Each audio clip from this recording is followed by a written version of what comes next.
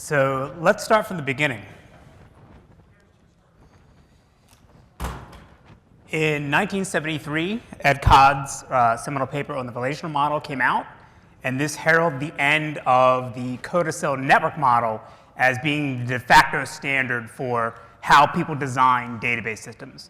From this point going forward, almost every single database system that's been developed has followed the relational model, and nobody uses anything from codicil anymore.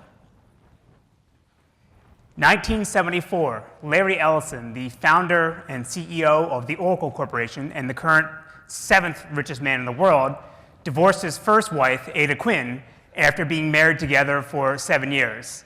Larry has said that Ada divorced him because he was listless and lacked mission and directive. 1978, Larry Ellison divorces his second wife, Nancy Wheeler Jenkins, after only being married together for 6 months. Nancy ended up selling her rights to the Oracle Corporation back to Larry for $500. 1986, Larry Ellison divorces his third wife, Barbara Booth, after being married together for 4 years. Barbara was a former receptionist at the Oracle Corporation and is obviously no longer there anymore. And Larry and Barbara had 2 kids together. 1994, the Thinking Machines Corporation filed for bankruptcy, thus ending the era of these specialized machines or specialized computing systems. And again, from this point going forward, with the exception to Oracle's Exadata, every single database system that's been developed since then has been designed to run on commodity hardware.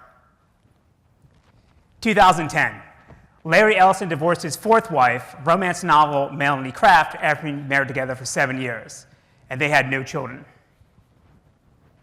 So what these 6 things represent are times that we in the database community thought or made assumptions about how things were and thought things were going to be permanent or a certain way for a long period of time, and then something happened, right? There was some watershed moment that caused us to have to reevaluate our entire lives and how we think about database systems.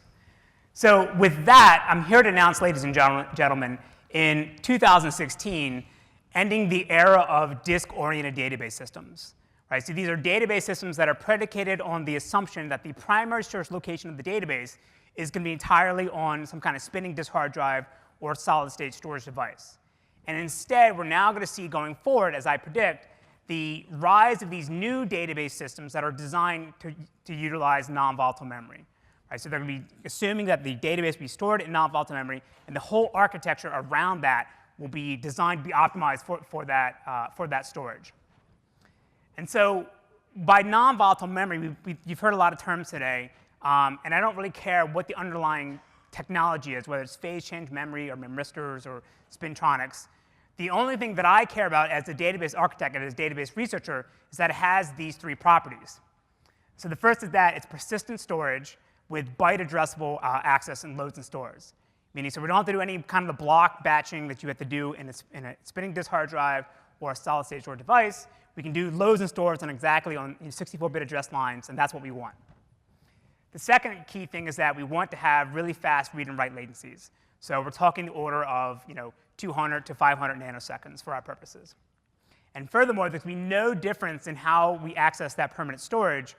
There's no difference in speed performance whether we're doing sequential writes or random writes. From our purposes, we can read and write to memory, and it's just as fast whether we're writing a large block all at once or doing individual accesses.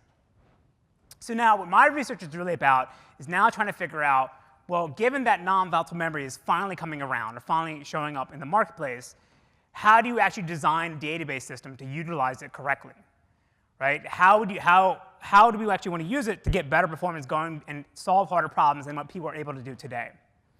So foremost, I'll say that if you just treat NVM as just a faster SSD, that's not really interesting from our point of view.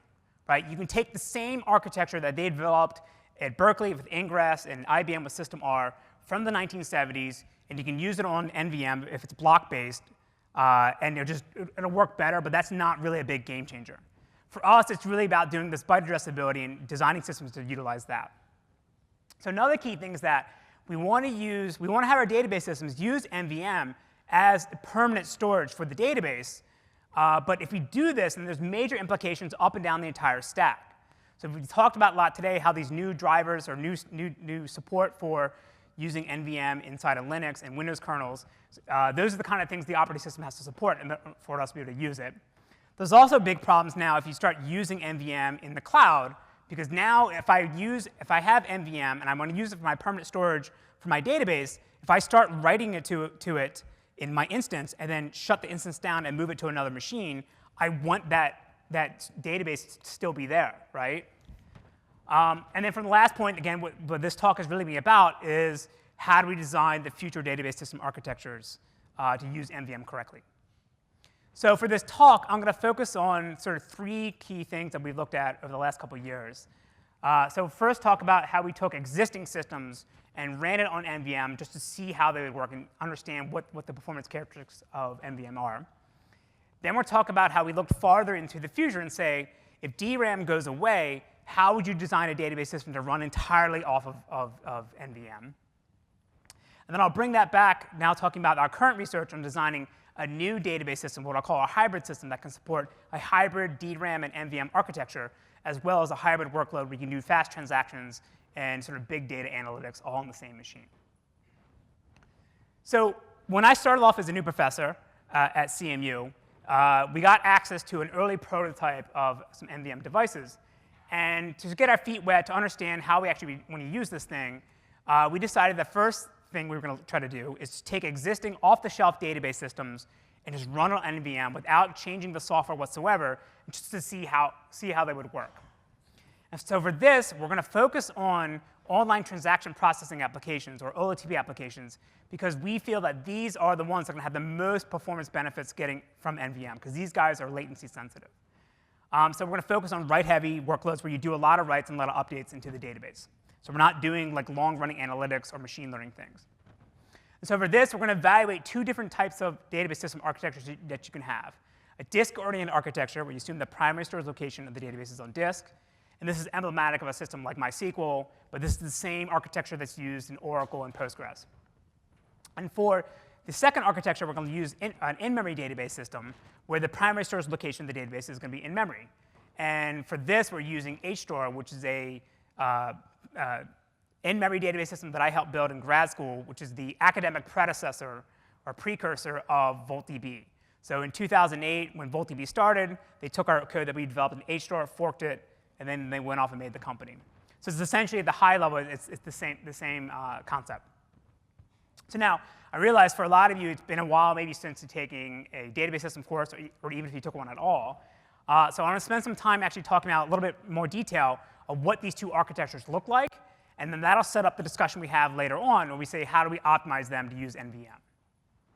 So the first one is the disk-oriented architecture. And again, this is the design of the system that was developed in the 1970s from the first database systems. They're essentially the same as they are today, even in modern systems, where you assume that the database is stored on disk in some kind of table heap, which is essentially just blocks of data with tuples inside of them. And then anytime a transaction wants to update a tuple that's not in memory, you have to go copy it from the table heap on disk and bring it into a buffer pool cache. And then you're allowed to make any changes that you want to it. Now, when you modify a tuple in a disk-based system, you have to write an entry out to a write-ahead log that says, here's the change that I made. And you have to put what the value was for the tuple before and after you made the modification. And you have to wait until you fsync or flush that log record out to disk before you can acknowledge back to the application that your transaction has committed successfully. And we do this for durability reasons. Now, at some later point, the database system realizes that it needs to free up memory. So it finds one of these dirty pages in its buffer pool, and it'll write them back out to the table heap. And while this is going on, in addition to this, we're also taking snapshots of our buffer pool and writing them out as checkpoints on disk. So that way, we reduce the amount of recovery time you have to do if we have to come back after a crash, right? Because that depends on how big the log's going to be.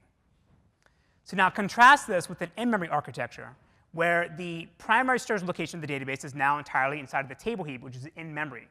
So now anytime a transaction wants to access or modify a tuple, it doesn't have to go to get anything from disk. It just goes updates what's ever in memory. But because obviously DRAM is volatile, we still want to maintain a log that records all the changes that we make. And we want to maintain snapshots again, so that if there's a crash, we load in the snapshot, put us back to the same state, and then update the table heap with the log entries. So this is essentially the two different kind of database architectures you can have. And every single database system out there more or less follows one of these two approaches. So for our investigation, the prototype we were going to use for NVM was this hardware emulator that was developed by Intel Labs. This is before they announced 3D XPoint. This is probably 3 or 4 years, 3 or 4 years ago. But the basic idea how this thing works is that it's an instrumented motherboard where they went into the microcode for the memory controller and added in little hooks so that anytime you do a load and store, there's a busy loop that spins and delays that operation or instruction as if it was writing to NVM. Right? So basically, there's these hooks that you use for debugging the actual motherboard itself, and inside of those is where they add these loops. The other key thing about this emulator is that Intel has developed special assembly instructions that allowed us to emulate the new upcoming Xeon instructions that are coming out next year for doing cache line flushes. So the reason why this is important, because when we have a database or transaction is modifying our database, we want to know that those modifications made it successfully out to NVM and aren't sitting around in the CPU caches. So let's say we have a transaction here, and it does a write and updates a database, a tuple, and that's a store operation. And those changes are always going to land in L1, L2 first. So there's this new instruction that Intel is adding called pcommit that is essentially allows the operating system to block our thread while it flushes those changes from the CPU cache out to non-volatile memory. And there's a memory fence that prevents the application from running again, the database system running again, until it knows that those changes are durable. So with these, we're basically able to do everything we expect to do in the future 3D XPoint or whatever the NVM technology comes along later on. But we don't actually have it yet because everything is just still running on DRAM. But it's allowing us to have latencies that look like as if they were running on NVM. And this is the way we're going to be able to do our research. So in our first evaluation of running these existing systems, we're going to run everything on top on the NVM emulator from Intel. And we're going to use the Yahoo Cloud Serving Benchmark, or YCSB, which is the canonical benchmark people use for these write-heavy workloads. And for this, we're going to use a 10 gigabyte database, and we're going to vary the amount of skew we're going to have in our workload. So at the high end, there'll be a hotspot where all the transactions are trying to update a small subset of the database. And at the low end, there'll be a more uniform distribution. So for this experiment, we're going to have a workload that's doing 50% reads and 50% writes. And we configure the NVM emulator to have NVM latencies that are 2 times slower than DRAM. So this is roughly 200 to 250 nanoseconds for every load and store operation. So again, along the x-axis, we're going to vary the amount of skew from a high skew point with the hotspot, and then a low skew point where it's more uniform distribution. So the first thing to point out here is that when the skew is very high, MySQL's performance is actually quite low because there's all this contention on the lock manager and latches that it needs to have concurrency control system running. And whereas HStore is much higher. But the key is that as we decrease the amount of skew, HStore's performance is getting worse because it's going to have to think more data from NVM, and it's assuming it's using a block-based storage device, and therefore it's unoptimized for the byte addressability that NVM has. In the case of MySQL, it's getting better as there's less skew because there's less contention on the locks and latches, but it's never really going to outperform what HStore is doing. So we investigated this further, and what we found is that both of these systems are bottlenecked on their logging mechanisms. And it's not the actual writing the data out to NVM or to durable storage. It's actually just the software itself that's designed to deal with block-based devices that has to prepare all these log records when we write them out to durable storage. And we know this because if we if we change the latency of the NVM device to now be 8x the speed of DRAM, we don't see any major degradation in performance. Right? This would tell you that it's all the software overhead that's dealing with slow, block-based storage and preparing these log messages and waiting until we can flush them. That's the main bottleneck that we're dealing with here. So what are the lessons we learned from this first experiment? Well, the first is that we found that for OLTP, the NVM latency did not have a major impact on performance. And this is due to the second lesson, is because it's the logging mechanism in software inside of our database systems that's causing us to slow down. And from this, we can infer that given that HStore is emblematic of systems like MemSQL, VoltDB times 10, and MySQL is emblematic of systems like Oracle and Postgres and SQL Server, that all of these legacy database systems that are designed for slow, durable storage are not prepared to run on NVM, right? They just treat it like an SSD. You're not going to get significantly better performance. Now, it is my conjecture that I think the disk-based systems, the disk-oriented systems, will have a harder time transitioning to NVM because, again, there's all this mechanism inside of them to keep caches or copies of data in memory, right, and not truly treating NVM as persistent, whereas the in-memory systems, I think, would be a slightly less onerous job to convert them over. But I have no way to prove this. It's just my hunch. So this looks bad, right? From a research standpoint, the systems we thought we would be able to use and tweak certain things to use NVM going forward turn out to not be useful at all because there's just so much architectural baggage that we aren't going to be able to deal with. So I was sort of distraught because this is sort of the first big experiment we did my first year as a new professor. And I didn't quite know where to go beyond this because the results looked terrible. And so I didn't really have a mentor at the time. So I didn't really have anybody to talk to because one of my advisors was Mike Stonebreaker, and he's a bit prickly guy, so it's hard to get good advice out of him. So in my time of need, in my darkest moment, I decided to turn to the one man that I knew had the answer. And I asked myself, what would Larry Ellison do, right? So this is Larry Ellison a few years ago with his new girlfriend after his fourth divorce, Nikita Kahn. Nikita is a Ukrainian actress / model, but is not really in any major movie and has not signed with any modeling agency, so you can take that to mean what it means.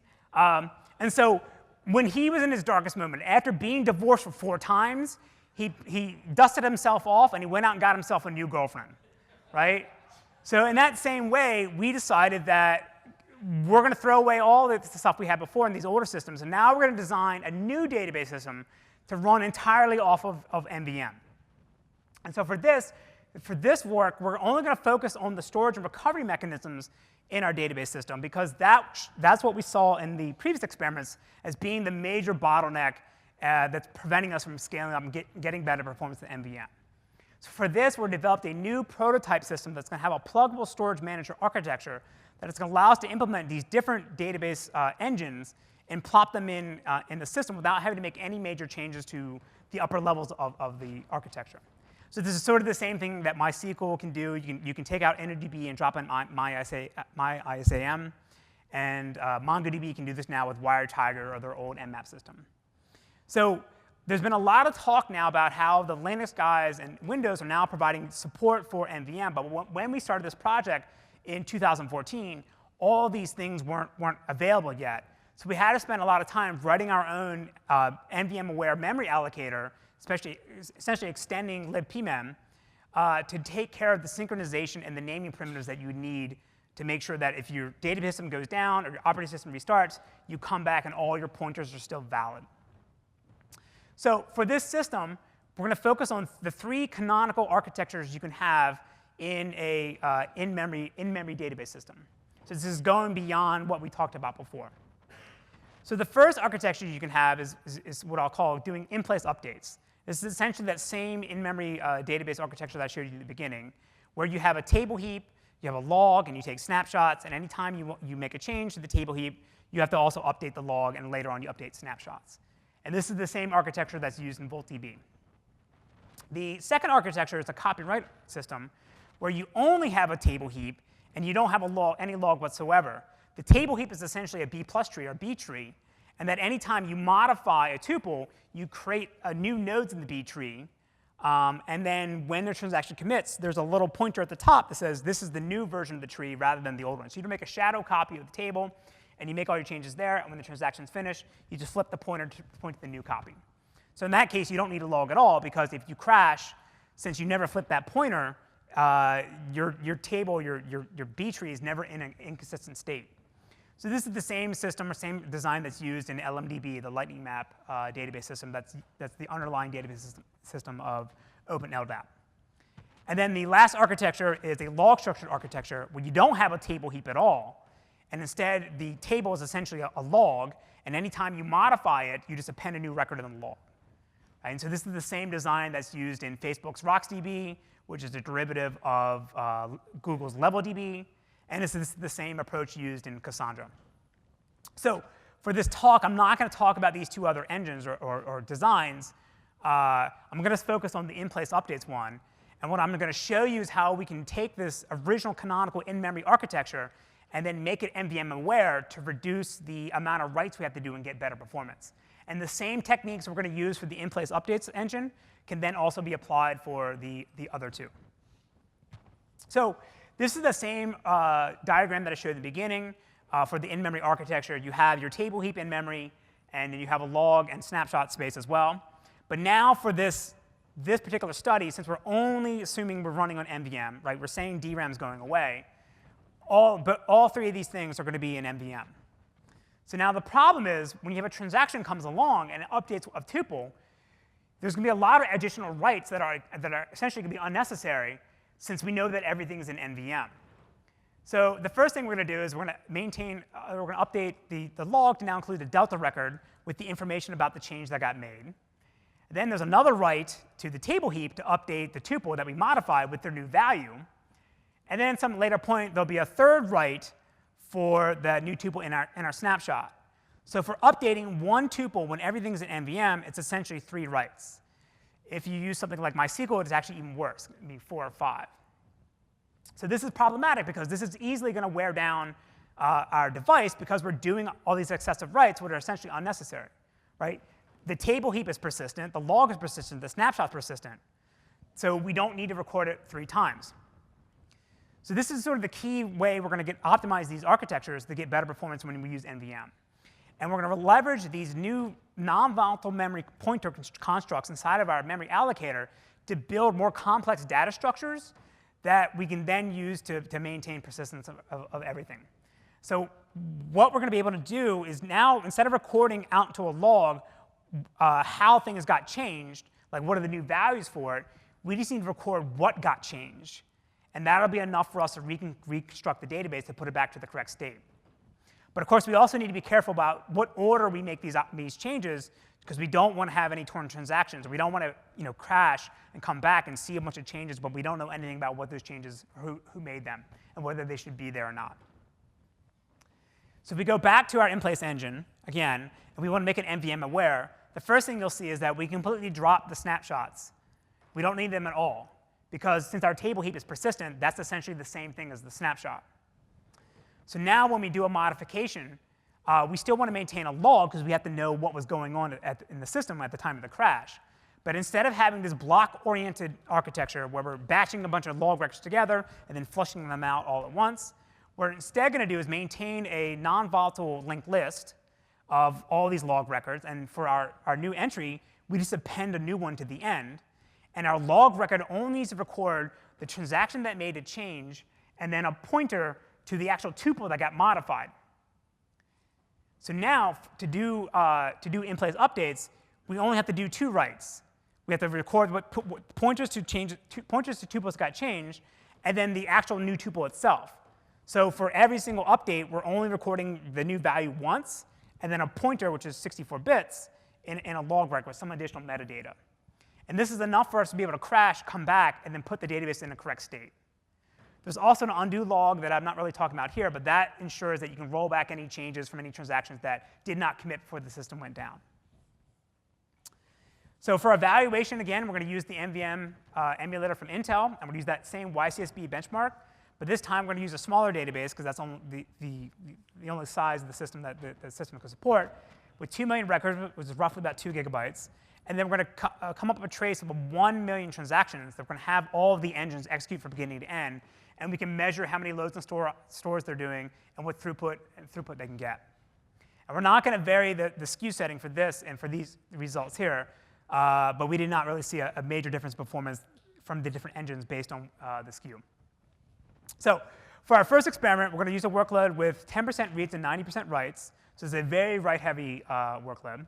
And we're going to set NVM to be 2x the speed of DRAM.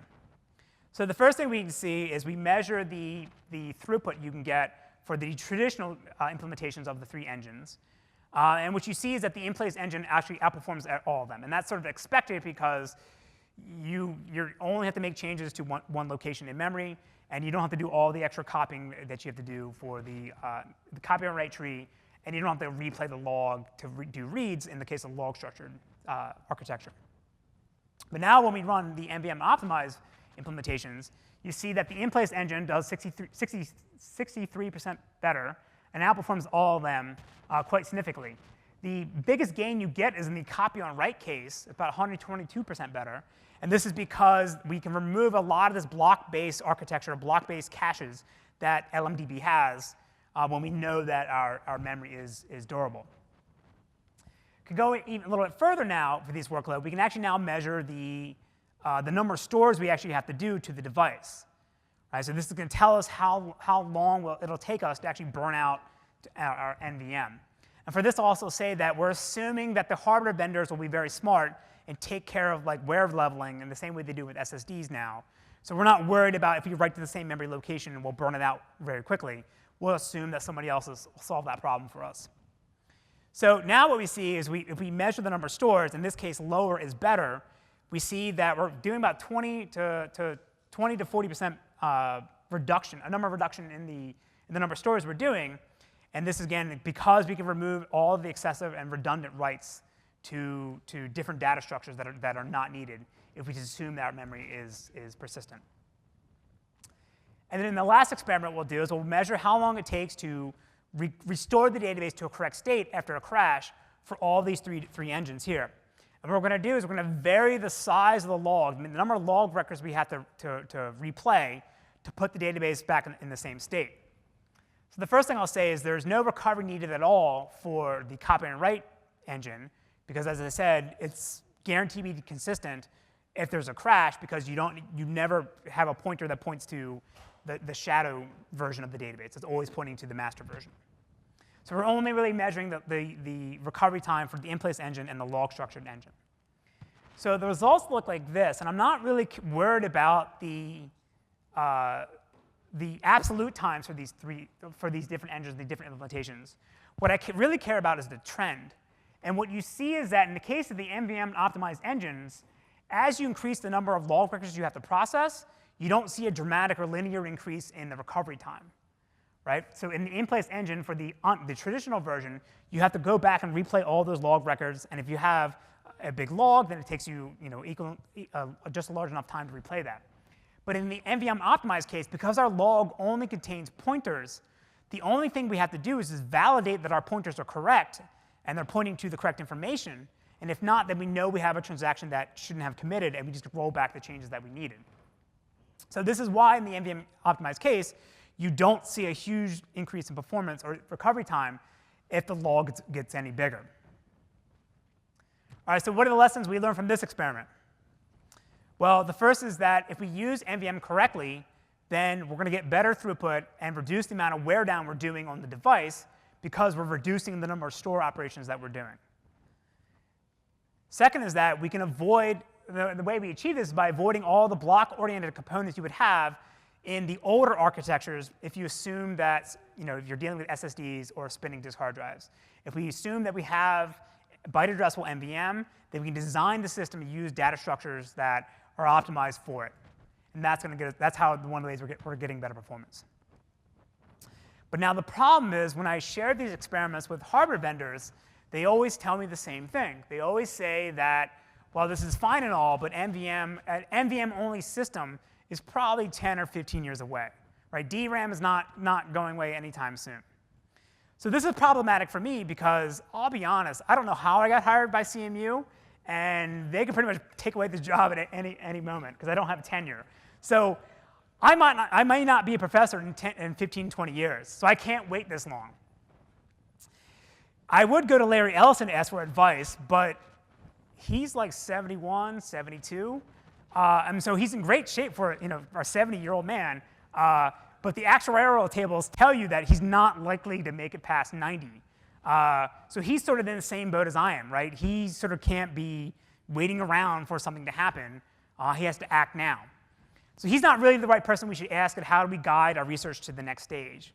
And so in thinking about it for a while, I decided that the person we really should be talking to is his girlfriend, Nikita Kahn. Right, because she's in the same boat.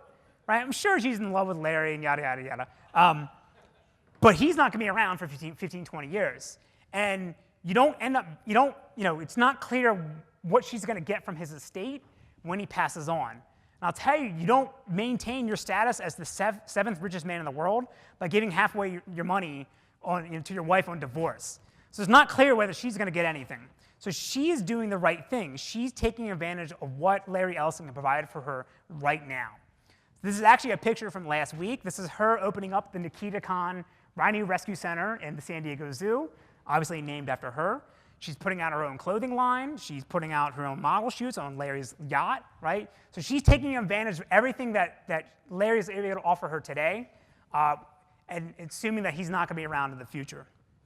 So this is where we're going in our next chapter for our research. So we're trying to design a database system now that can run on today's hardware, but we're going to leverage the lessons and things we learned from our previous experiments to design our system such that when NVM finally becomes available and finally we can use it, it will require very minor change in our system architecture in order to use it.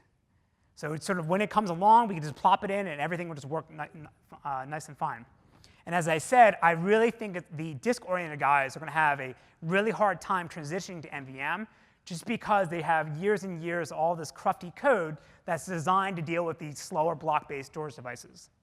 And I would say that, offhand, that I've had conversations with some of the major database vendors, and they have internal projects to play around with building new systems for NVM that may not make it into sort of their flagship products. So what we're building is what I'll call a hybrid system, and it's hybrid on two tracks. First, we're trying to have a hybrid storage architecture where we have DRAM and NVM, but we also want to support these hybrid workloads, or HTAP workloads, where you can do the kind of fast transactions that we've been looking at before, but also do sort of the analytical stuff that you would normally reserve for a Hadoop, Spark, or a Verticus type system. You can do it directly on the data as it comes in. So one of the projects that we've done in building this system to utilize NVM is this new technique to do adaptive storage. And let's say that you have an application that has two types of queries. You have a transactional query that wants to update the table and wants to look at all the columns in your table. Then you have an analytical query that wants to compute some kind of aggregate across a large segment of your table, but it's only looking at one or two of the columns in your table. So what we can see here is for the transactional query, we're looking at all in the entire table, but this bottom query is only looking at a subset of it. So what our system can do underneath the covers, it can identify how different segments of the same table or the same database are utilized by these different applications or these different workloads, and then it can break them up into either like hot or cold sections. And then instead of storing the entire table in a single format, it can divide them up to have different physical layouts. So for the transactional queries at the top, you want to have these in a row-oriented or a NSM format, because the transaction needs to access all the tuples. So you want all your data for a single tuple contiguous in memory.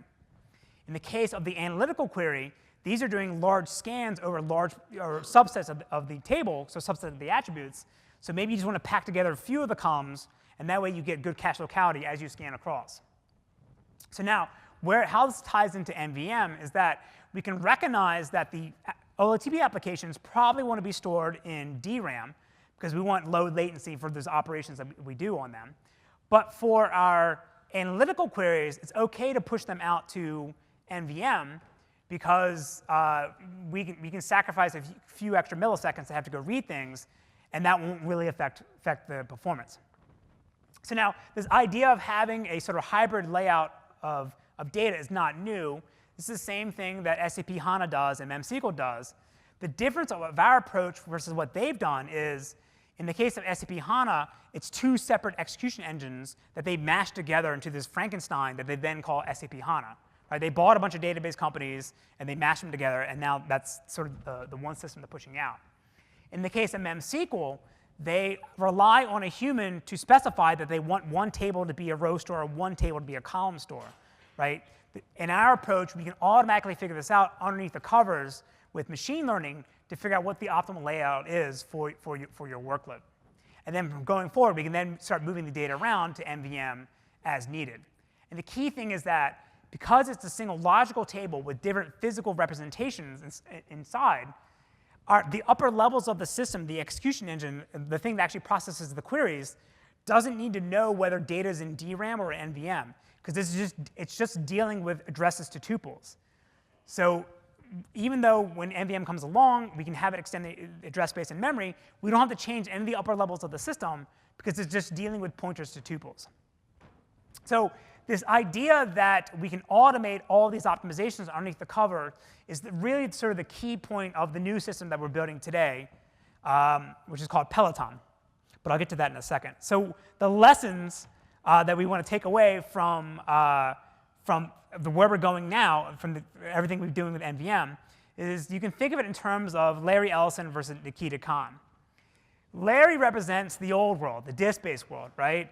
It came out in the 1970s and had a pretty good run, but the lifetime that it has, the life expectancy at this point, I think is actually quite limited. Whereas Nikita, it's not clear how old she is, but she has a whole future ahead of her, right? And I think this is emblematic of non-volatile memory.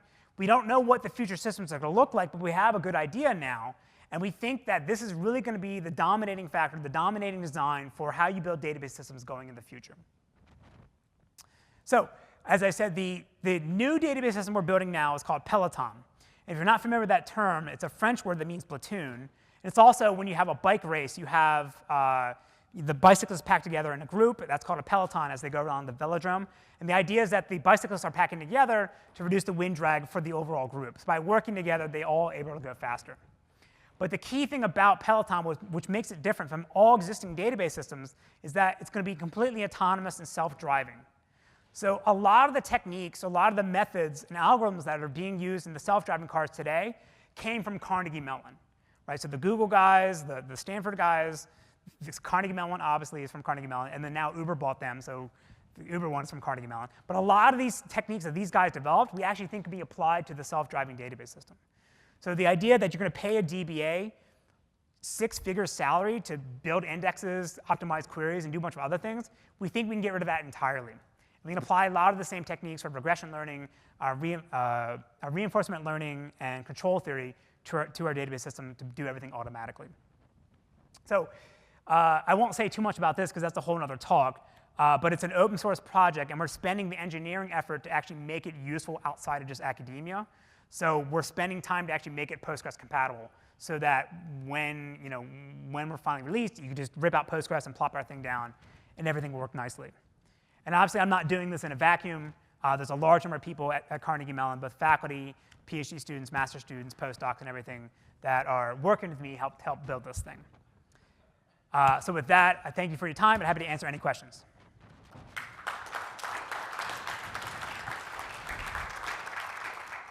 In the front, yes. Have you tried any of the His question is, have I tried any of the NVM-PU-M? None. So we haven't tried anything. So what Intel provides us is two ways. Two different formats.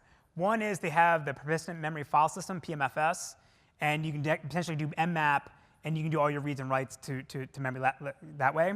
And then they have another way where you flip a bit in the kernel or the BIOS, and what happens is it's a two-socket machine.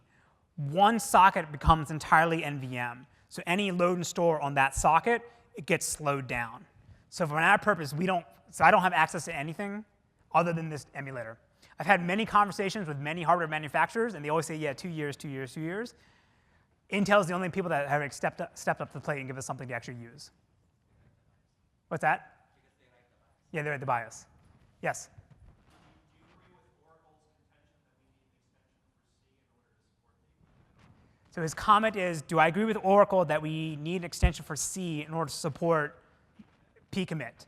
I don't know enough about that. We just use whatever the instruction is. I don't see why not, though. That's another question over here. Do you think the way you're doing the logging where you don't actually track the differences in the values, is that problematic from a security point for forensics? People want to understand something bad went wrong, what happened? So his question is, in doing logging where you only restore what the pointers are, is that problematic for doing forensics or understanding what happened in the past when something goes wrong? Absolutely, yes. And it also prevents you from doing time travel queries, be able to look in the past and things like that. I would say yes, but I think that if you wanted to turn that on, it would slow things down, but I think we might be able to make it go better. We definitely get rid of snapshots. We definitely know we can do that. Actually, if you really cared about the having an audit trail, then there's nothing preventing you from streaming the log out to another machine and just storing that in the original format. And we have support for replication in our system now that can do this. Yes? When you're doing analytical work, it seems like there's going to be a long tail of speculative sort of queries. Like I'm trying to figure out, I don't know what I want from the data, so I try a lot of things. Yes. Do you think that will confuse Peloton, or you have ways to keep that from happening? So his question is, if you're doing what's called exploratory data analysis, where you don't know exactly what you don't know exactly what you're looking for, so you write a bunch of ad hoc queries to sort of look through the database and try to find what you want. And the question is, will that confuse Peloton? And I would say the answer is no, because usually those exploratory data analysis queries are doing analytics on a subset of the columns.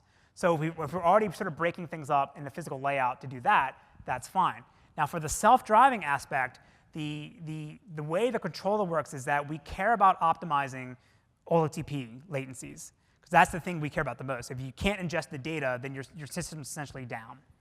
So for those kind of things, the kind of decisions that we would make in tuning the system that could affect the analytical queries would not make the analytical queries go significantly worse. We think we can handle that. In the back.